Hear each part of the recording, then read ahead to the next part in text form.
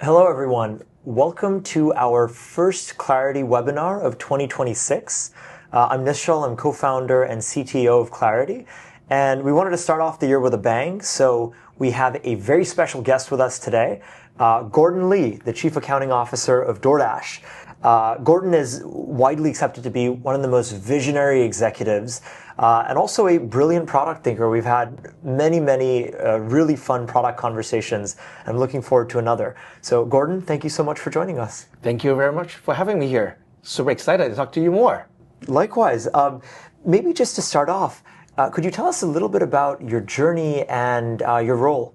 Sure. Gordon Lee, with DoorDash. Been with DoorDash 6.5 years. Been working with you guys for 2, and we have been enjoying this whole process of automating our processes. Awesome.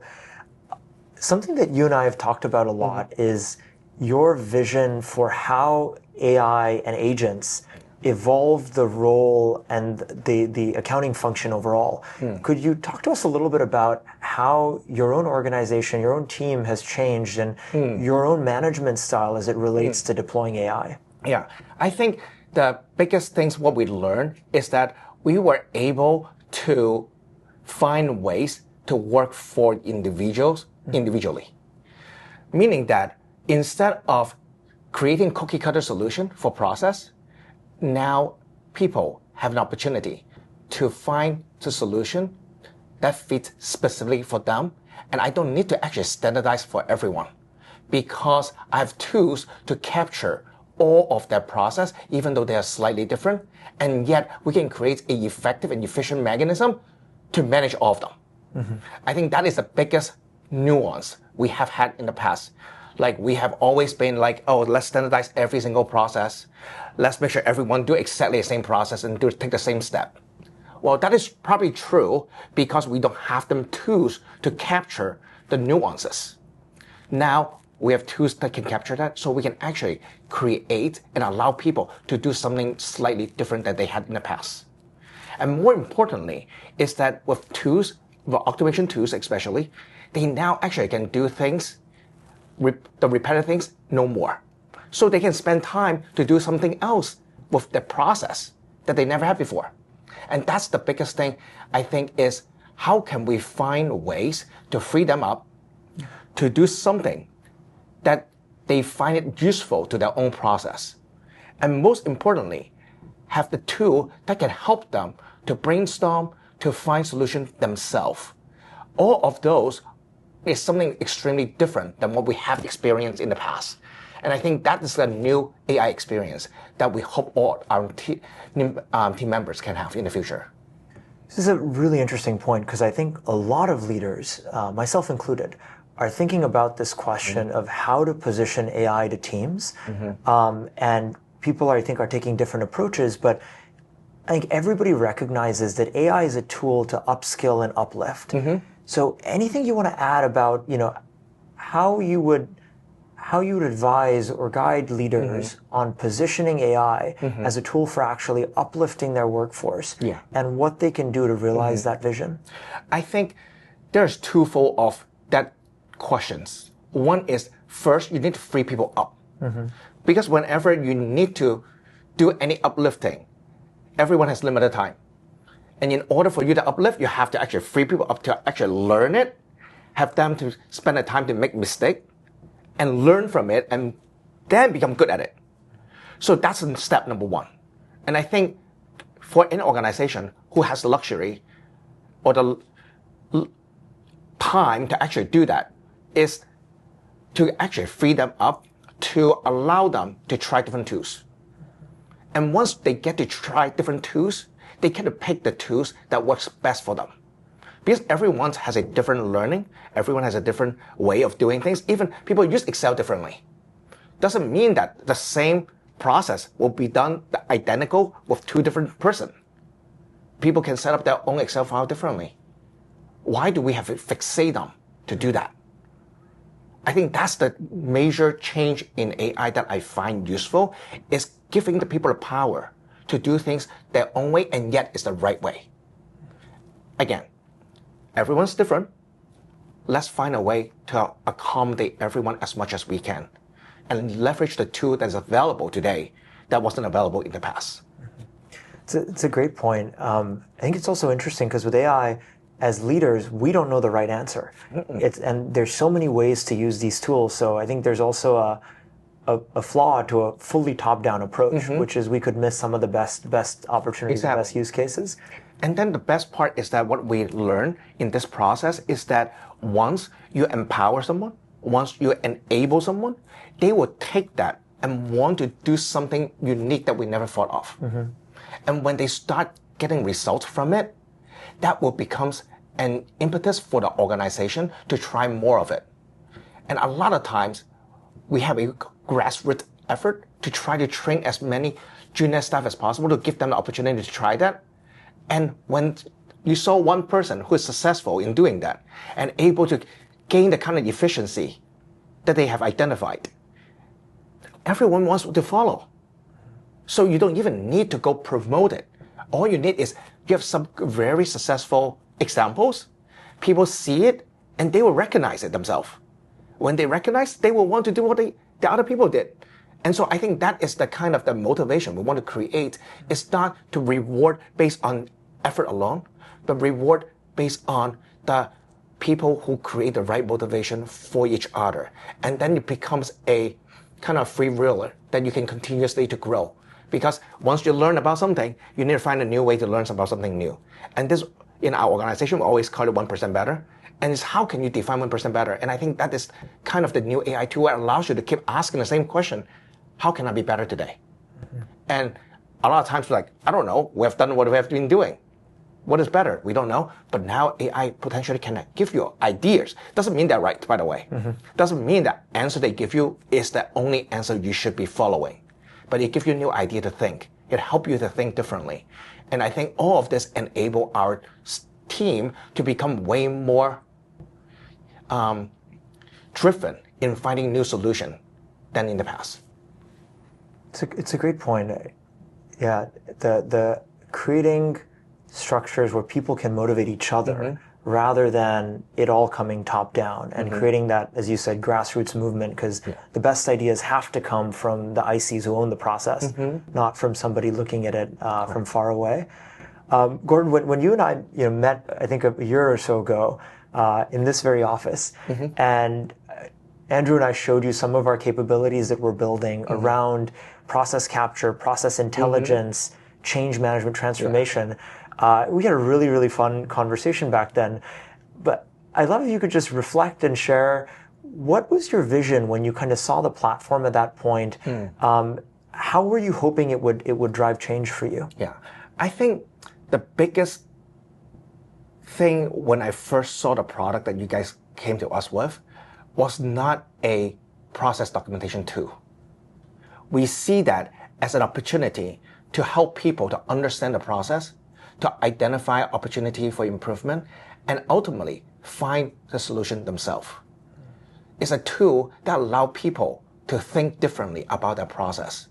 And that thinking process is very much an individual decision, because you can interact with your tool, and then the tool will tell you something that you may or may not have thought about, and you get to have an active decision as to what you want to do with that information. As opposed to me taking your tool, taking every process and copying it and say, oh, here's all the improvement, go do it now. May have the same outcome, but it's a different cultural experience. That one is, I take the learning on my own to try to find ways to be better, as opposed to my boss gave me a list of improvement thinking that I suck at my job. Two different feelings. So I think that's the biggest thing that we saw that in your tool that allows us to communicate that the opportunity for improvement different from something that did not go right. I think that's the major kind of a difference that we see from a communication point of view. Secondly, from a process capturing point of view, what we saw is opportunity to capture all the steps in very detailed form. Once we know what are the steps that we can capture in very detailed form, we can have a decision to make as to which step I want to automate. A lot of times people say, I want to automate a process. But you don't know exactly how many steps you're actually automating. and you don't know the actual time is spent on each step. But now, with your tool, we can capture that. So we can have a way more formulated decision and way more effective calculation of ROI of the specific automation that we want to build. This whole process allows us to have more transparency. It's not just someone think this automation will help. It is actually proven because you have steps that you are replacing. You can see it. You can know how much time will be replaced. All of these things help people to see how much of the day can be saved from doing the same routine job that they otherwise don't have to. And I think all of those brings clarity, brings transparency, over time builds trust. That now you trust people have done the right thing to make sure the process is the most ideal, the most robust, to support the business growth that we're experiencing. Yeah, I remember when we started working together, it was fascinating to see how you were capturing process to an extreme level of depth. Yeah. Not just using AI to do what you were already doing faster, but using AI to actually do more. Yeah. How do you see kind of change management and large transformation projects? I'm sure you've been a part of many of them. With technology like this, how do you see those kinds of change initiatives evolving in the future? So I think nowadays with all these new tools, once we get to free people up, the team actually can do a lot more themselves. So in the past, it would have someone to come tell you what to do, and then they do it. And again, like what I mentioned earlier, that may not be the most ideal way to communicate across. But now we are enabling people to see what they can do best. And we give them a coach, we give them a tool to actually help them think through that themselves. And then bring that change over. So when they bring that change over, it's a much more thoughtful, as opposed to, I've seen what someone does that, so I automatically do that.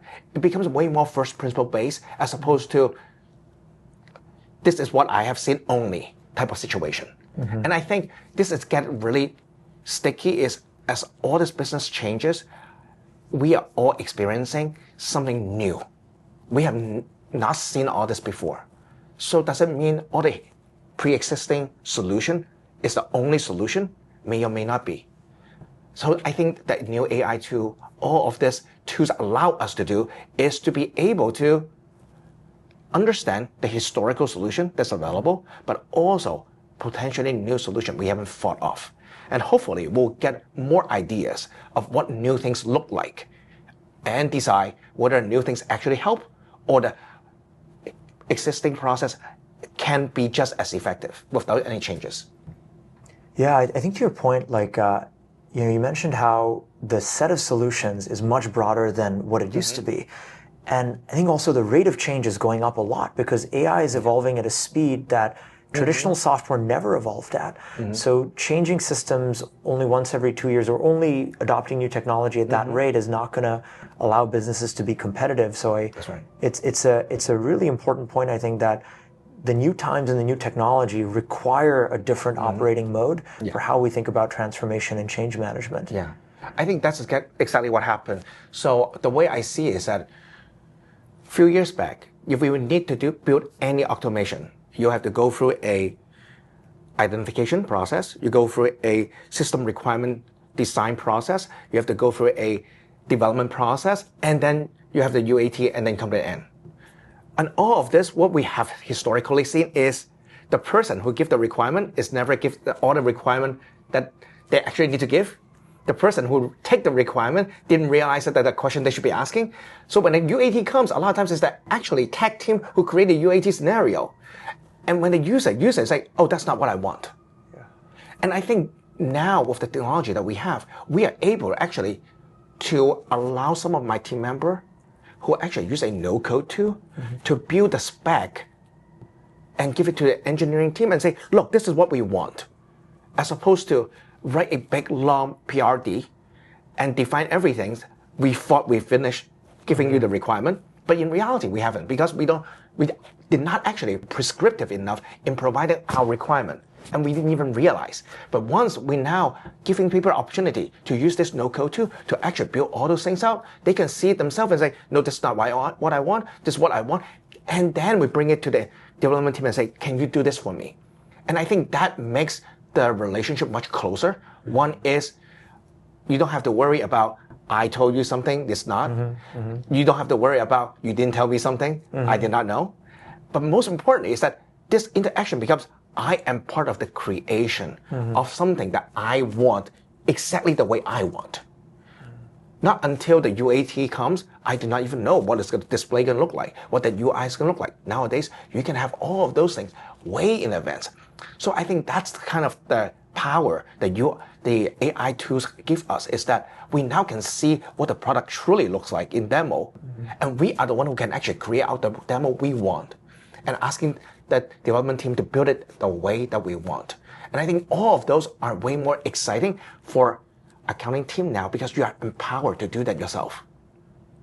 You get to choose however things you want. You have the opportunity to do that. You don't have to wait for someone to tell you. Now, that's all predicated on you create time for them to do that. It's predicated on they have time to think through what exactly do they want. That's predicated on they have a tool to help them to go do all of those. So time to create a space for them. You have a tool to actually help them think, but also a tool to help them build. But all those now are available, unlike in the past. Yeah. I was just smiling because I've been on both sides of that, giving the requirements and receiving the requirements. And as you said, if you're the one giving the requirements, it is so hard to think of all the exceptions. Yes. And we all know it's the exceptions that drive all the complexity. Right. So if you automate the happy path, then it's going to break. And if you're the one receiving requirements, then you feel like you're building something and the spec keeps on changing. That's right. So neither party is really happy, but without AI to give you visibility, it's almost impossible to solve the problem. Exactly. So now when you don't like something, you can immediately point out and you can fix it yourself. And then that spec can immediately change, the code change immediately. I can give it to an engineer and say, this is what I want to change. So it's not like I did not tell you or you did not understand what I say. It's truly collaborating, as this is a change iterative process, and we are able to change it together. So, Gordon, I wanted to ask you, since we've started working together, you've been adopting this platform. What is the impact that you've seen? How do you think about impact of a platform like this? I think there are a couple ways to measure impact in my mind. One is how many people actually adopting. I can see which team is actually using it more often. Number two is that what are you going to do with it? Because, okay, great, I have all these steps, I have all these videos, so what? I think that's the important question, is what are the people going to do with it? And if they're going to do something with it, what does it mean to other people in the organization?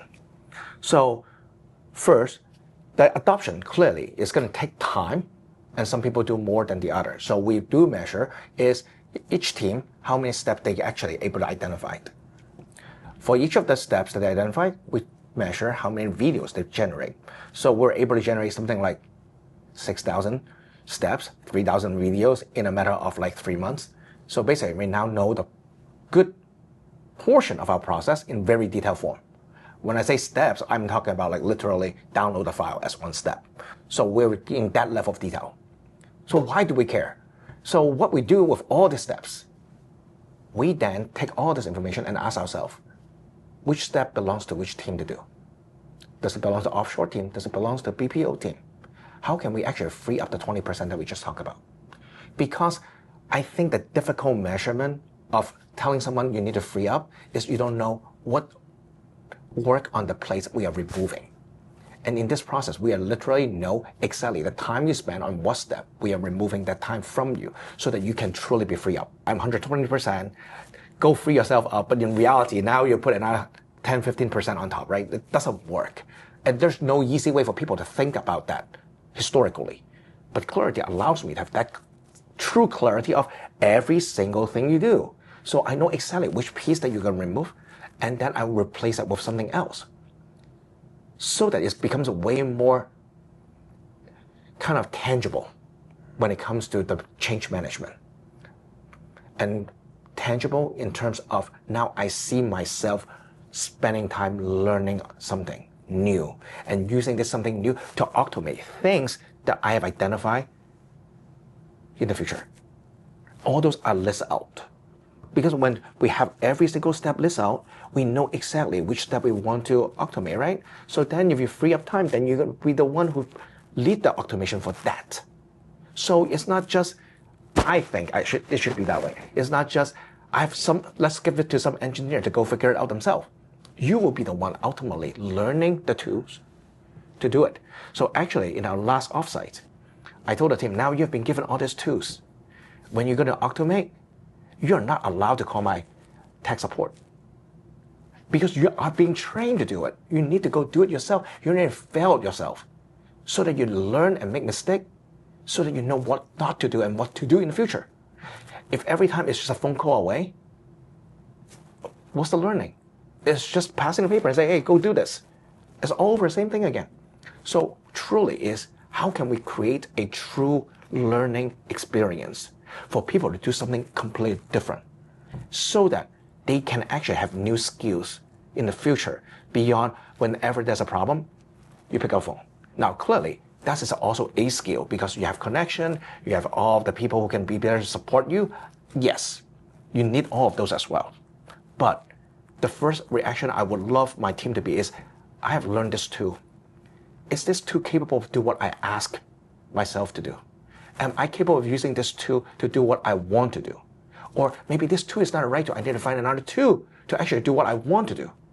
I want them to have those kind of questions running through their mind and then be an active decision and say, this is the right tool for me to build this automation, as opposed to someone tell them which tool to pick, which tool to use.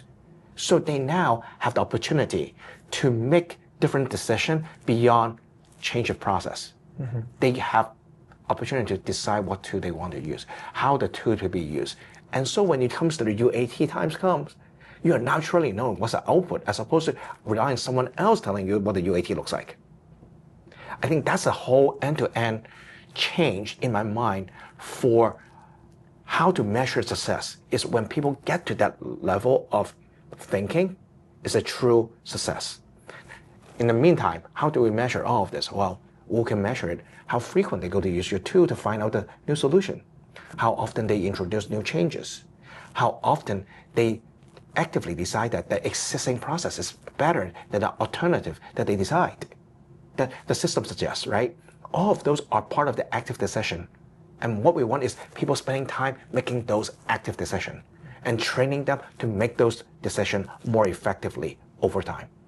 And I think that's kind of the true power of the tool and how we measure success. And over time, I will see more steps identified, more steps they will be spending time automating. I will see that they will be spending time focusing on business process change, finding new solutions to help to grow the business, as opposed to processing more, processing less, and things like that. Really, really interesting. And I think obviously AI automation is the hottest topic right now of how do we make enterprises AI native. Yeah. And what you just pointed out is you've got to start with the visibility to show people, hey, this is what's actually happening, because otherwise you're going to automate the wrong process. That's right. Automating a broken process is a broken automated process. Yes. So it sounds like, from your perspective, for teams to first understand the steps that are happening needs to come before thinking about what work is going to be automated. That is correct. So we spend a lot of time fixing the underlying data and process first. Because once we figure all those out, all the future changes is a lot more easy for people to make decisions on. But if we are fussy about what we have, where we get it, and if we're not clearly articulating to people, you will have a lot of tribal knowledge. And those tribal knowledge may not be easily translated into automation. And I think that's the one thing we're trying to unwind. You mentioned that you'd captured thousands of videos in the span and process steps from those in the span of just a few months. Yeah. That is the kind of outcome that would have never been possible pre-AI. Mm-hmm. Could you just describe a little bit how you achieve that, how you leverage the platform to achieve that, kind of what that journey was like of being able to get that level of visibility in a pretty short span of time. Yeah. So I think, again, going back to how many change agents you have in an organization, I think we're very lucky with many, many change agents in our organization who are willing to try and adopt.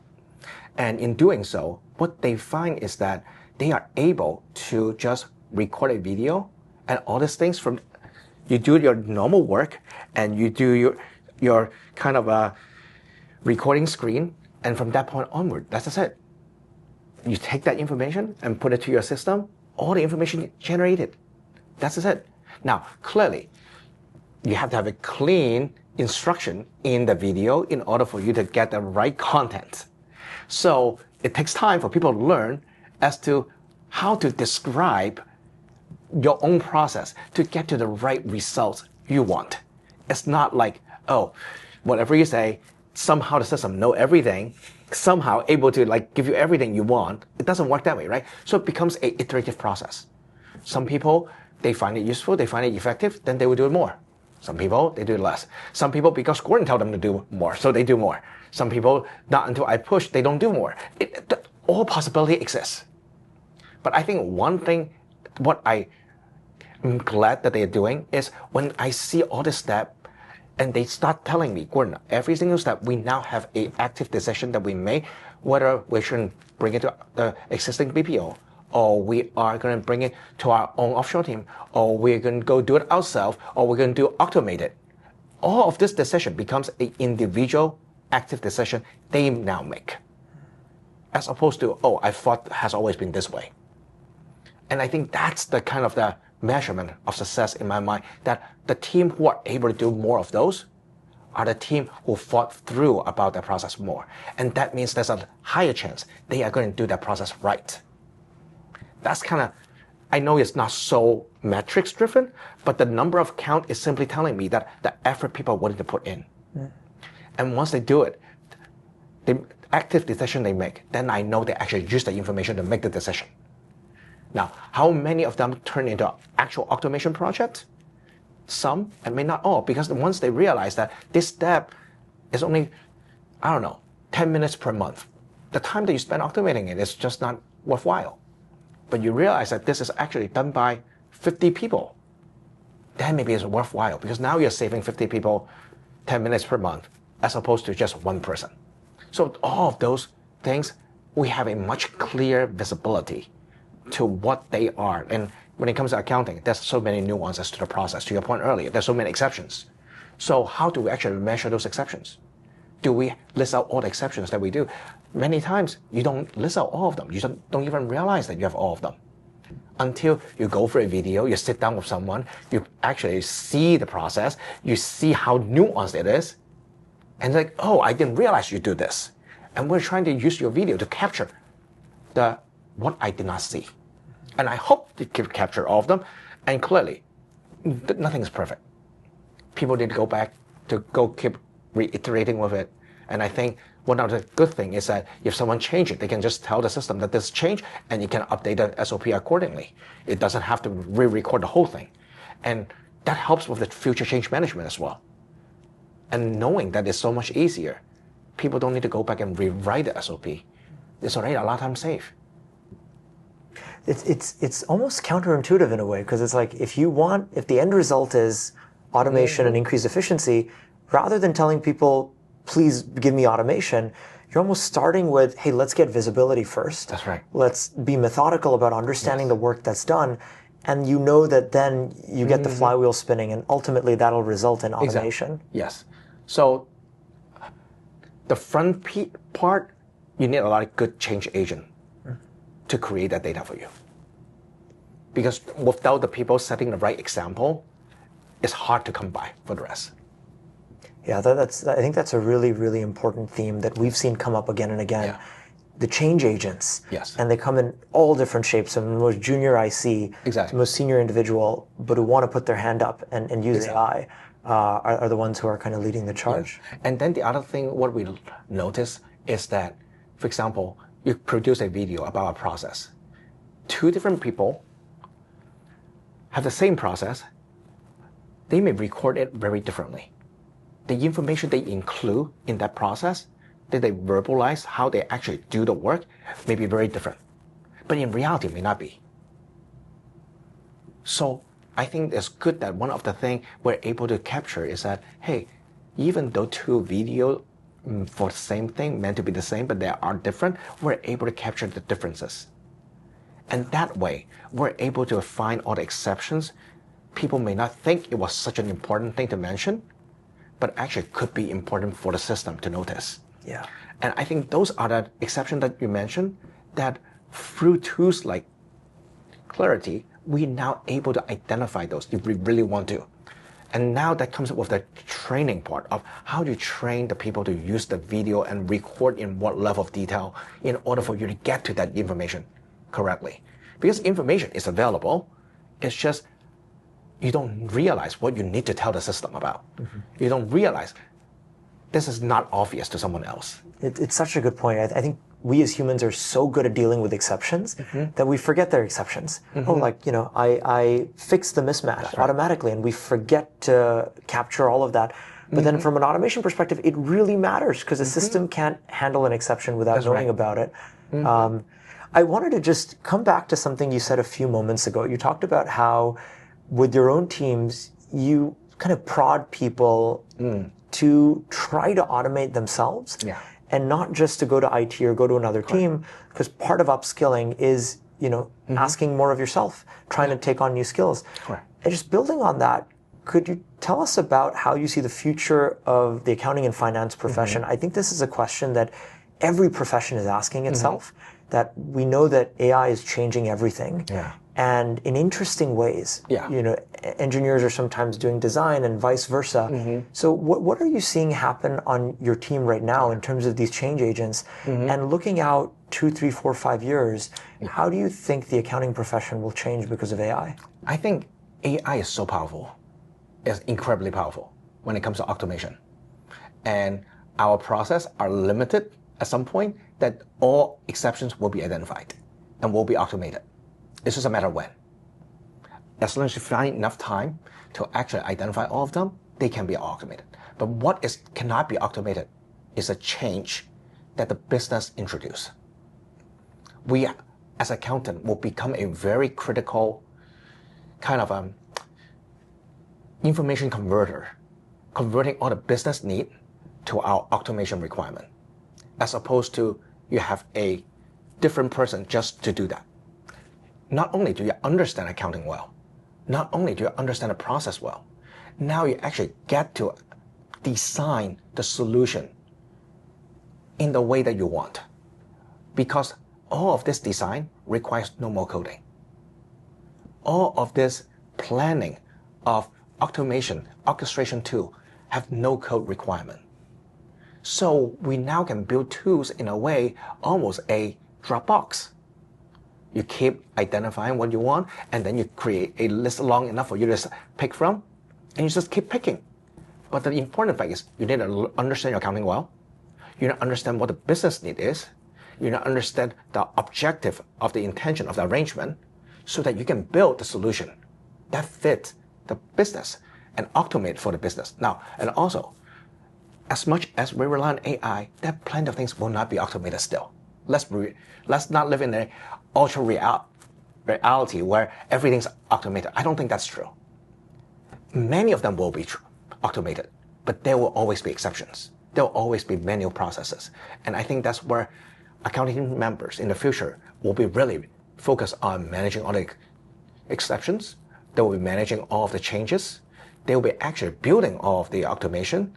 They will be building all of the new kind of solutions that AI will produce for us in the future. And I think that's the whole adoption of new tools and how we can actually use these tools differently than we ever had in the past.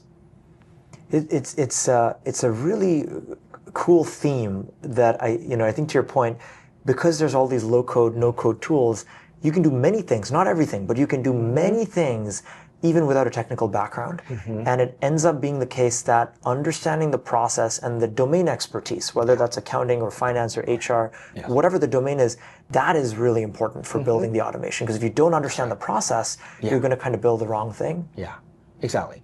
And I think the other thing in my mind is that accounting, we are already always stuck with bad data.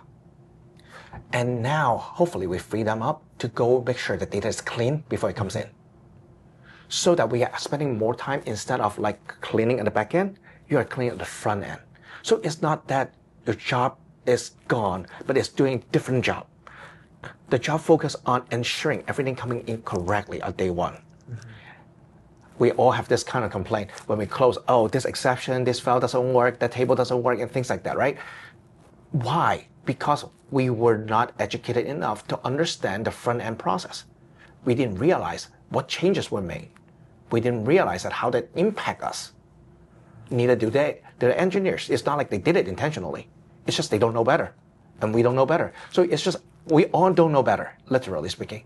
So how can we actually free people up so that we can create a team that can actually solve that particular frictions that we experience today? Yeah.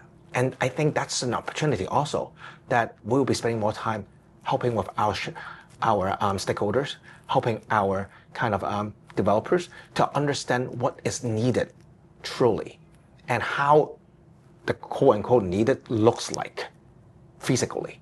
Yeah. And I think those are the